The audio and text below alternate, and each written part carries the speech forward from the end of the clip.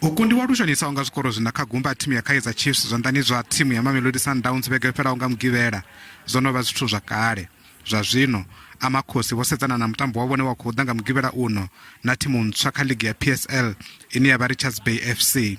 Amakhosi vakudiwana vafasi ya logo naone chipikwa chihulwane zvazvino ndulero gonya kati na udiwana vatsini na timu dzine dza ntha. We're still, finding ourselves, finding our feet, but we have to grind the results because we have to be up there with the rest. You understand what I'm saying? So that as soon as we get into the groove, and then we know already that we can easily climb the ladder. Otherwise, we don't want to play catch up now. We are under pressure, and because we are avoiding pressure, and we know the pressure will be coming left, right, and center. But we enjoy pressure, by the look of things and the way the players have responded.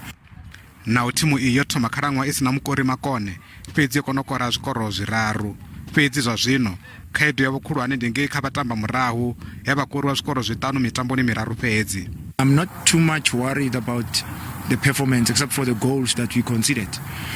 Going forward, I still think that we're on the right track. We'll obviously work on our defense and try to sharpen up our attack and be a little bit aggressive in the final third entry. And yeah, I think we're still on the right track and we have a lot to play for. Vatambi vakopfesesa uri vakofanira kuthoma kushandukisa zvithu uri vafungudze mutsiko une wakubva kha vatikedzi. Luckily, it was only our third game, against Sundowns, and we can see where we need to improve on, and it starts on Saturday. We need to be better going forward, in our build-ups and minimize mistakes. For us, it's just to forget about that result and, start trying to focus on the next one. And luckily, this season, the games are coming thick and fast. It's good for us to, try and rectify our mistakes going forward. Udisedzera kha vone vane madzuloni a u sedzesa kha zwine dziṅwe dzithimu dza khou ita zwone zwi ḓo thusa Amakhosi uri vha takuwe kha vhu-fumi-mbili kha logo vhone vha vha khaho zwa zwino. We can't get things right in the first 3 games. It will take a while for us to eventually find each other perfectly, if I can put it that way.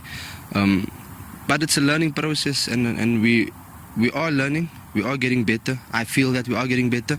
And as long as we continue to get better, we will achieve something as long as we keep working together and keep getting to know each other better, and then we'll grow from there onwards.